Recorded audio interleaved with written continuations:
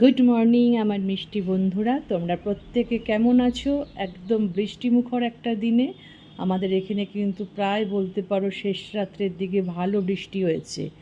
আর এখনও ফ্রেশ আকাশটা। তো যাই হোক, সকাল সকাল কিন্তু আমিও কর্মযজ্ঞে হাত দিয়ে দিয়েছি। এখানে দেখতে পাচ্ছ কুমড়ো শাক একদম তাজা, সবে কাটা হয়েছে। মানে আমাদের বাড়িতে যে দিদি থাকে তাদের বাড়িতে হয়েছে, নিয়ে এসছে কুমড়ো শাক। তা বানাবো কুমড়ো শাকের চচ্চড়ি। তার জন্য দেখো কেটে নিয়েছি এখানে আলু, বেগুন, কুমড়ো, পটল, যা যা সবজি ছিল সব নিয়ে নিয়েছি, বড়ি দিয়ে করব। এদিকে কিন্তু অলরেডি দেখো আমার আমের টকও হয়ে গেছে, আর এদিকে একটা পাঁচমিশালি তরকারিও করেছি। তো এবার হচ্ছে আমার চচ্চড়িটা করার পালা। তো আমি ডাঁটাটাকে ভালো করে আগে কেটে নিই, কেটে তারপরে কি করছি, কিভাবে করছি তোমরা দেখতে থাকো। যেমন সবুজ শাক দেখতে পাচ্ছ, এরকম সবুজ শাক কিন্তু শরীরের জন্য খুবই উপকার। দেখো আমি আলাদা আলাদা করে ডাঁটা শাক ভালো করে কেটে ধুয়ে রেখেছি। এইবার কি করছি দেখো, আমি একটু জল ফুটতে দিয়েছি, তার মধ্যে দিয়ে দিচ্ছি একটু নুন। জার্মটা চলে যায় নুন দিলে, কারণ শাক পাতা তো তোমার একটু মানে বাইরে হয়, পোকামাকড় থাকে, ওঠে। তো তার জন্য হালকা একটু মাইল্ড আমি ভাপিয়ে নিচ্ছি। আর ডাঁটাটাও দিয়ে দেবো, তাতে কী হবে, নরমও হবে আর জার্মলেসও হবে। জাস্ট একটু ভাপিয়ে নেবো, কচি শাকগুলো বেশিক্ষণ লাগবে না। দেখো আমি কিন্তু গ্যাস বন্ধ করে দিয়েছি। গ্যাসটা বন্ধ করে দিয়ে আমি স্ট্যান্ডিং 10 মিনিটস মতো আমি জাস্ট ভাপে রেখে দিয়েছিলাম। দেখতেই পাচ্ছ ধোঁয়াটা উঠছে। আমার কিন্তু সুন্দরভাবে পাতাগুলোও নরম হয়ে গেছে আর ডাঁটাগুলোও নরম হয়ে গেছে, ডাঁটাগুলো সেমি নরম হয়েছে। রান্নার সময় পুরোটা হয়ে যাবে। তো এবার হালকা করে জলটা মানে ঝেড়ে রাখবো।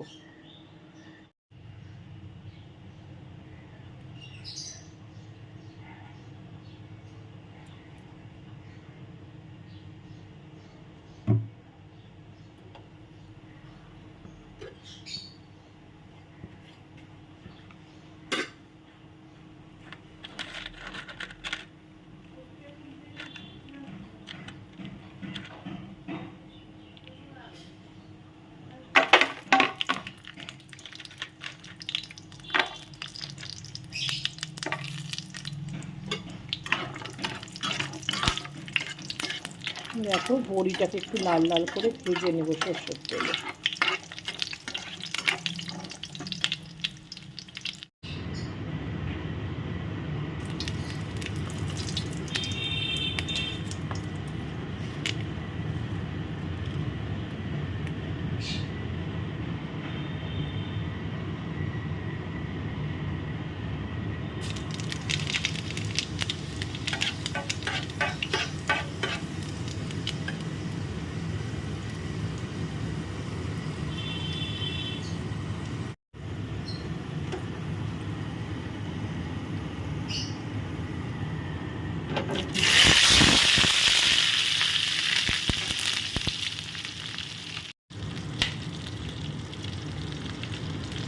দেখো দিয়ে দিচ্ছি পরিমাণ মতো নুন, দিচ্ছি হলুদ,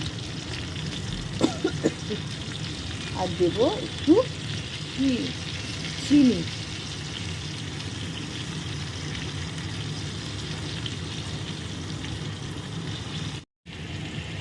এটাকে একটু নাড়িয়ে ওলট পালট করে এটা একটু চাপা দিয়ে দিচ্ছি।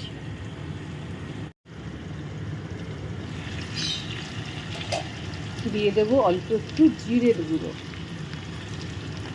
কোনো কিছুই কিন্তু আমি বেশি বেশি দিই না, অল্প করেই দিই। বেশি দিলেই যে রান্না ভালো হবে এইটা কিন্তু খুব ভুল ধারণা। একদম নর্মালভাবে হালকা পাতলাভাবে করবে, দেখবে সেটা কিন্তু খেতে খুব ভালোই হয়।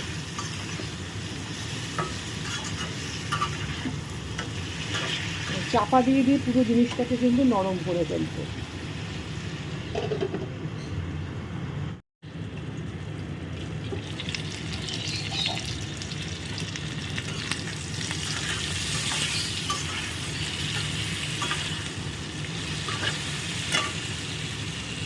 এবারে দিয়ে দিচ্ছি এর মধ্যে শাকটা।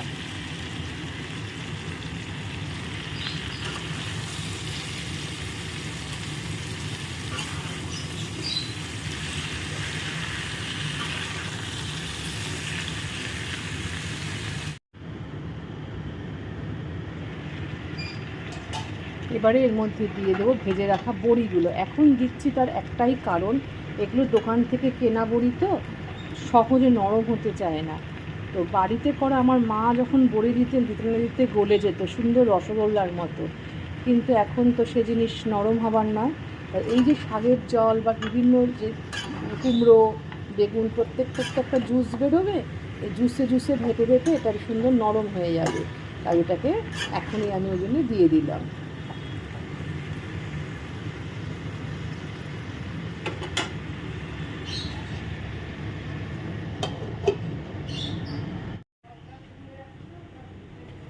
দেখো আমার কিন্তু অলমোস্ট ডান, সব কিন্তু দেখো নরম হয়ে গেছে আর মাখো মাখো টাইপের হয়ে গেছে।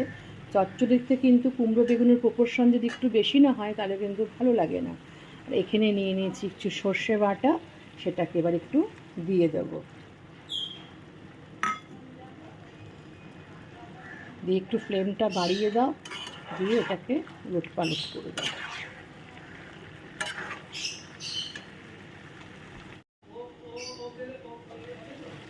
দেখো আমার কিন্তু ফুল কমপ্লিট চচ্চড়িটা। কারণ হচ্ছে সর্ষে দিয়ে করেছি যেহেতু, সেহেতু একটু কাঁচা সর্ষের তেল দেবো নামানোর আগে। ব্যাস আমার কিন্তু ফুল কমপ্লিট। আর একদম মাখো মাখো, চচ্চড়ি যদি মাখো মাখো না হয় মানে তাহলে কিন্তু খেতে ভালো লাগে না। এটাকে জাস্ট একটু উলট পালট করবো, করে নামিয়ে দেবো। ওকে, আমার কিন্তু প্রত্যেকটা জিনিস দেখো নরম হয়ে গেছে, দেখবে এই দেখো আলু আমার কেটে গেল। ব্যাস এবার আমি নামিয়ে দেবো।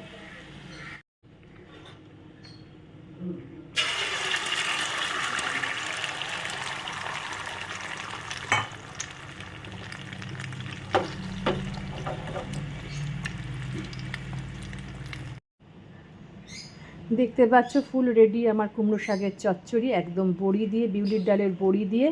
তা কেমন লাগলো বলো এই চচ্চড়ি? যাই হোক, তোমাদের যদি ভালো লেগে থাকে তাহলে অবশ্যই ফুল ভিডিওটা ওয়াচ করে লাইক শেয়ার কমেন্ট কিন্তু অবশ্যই করো।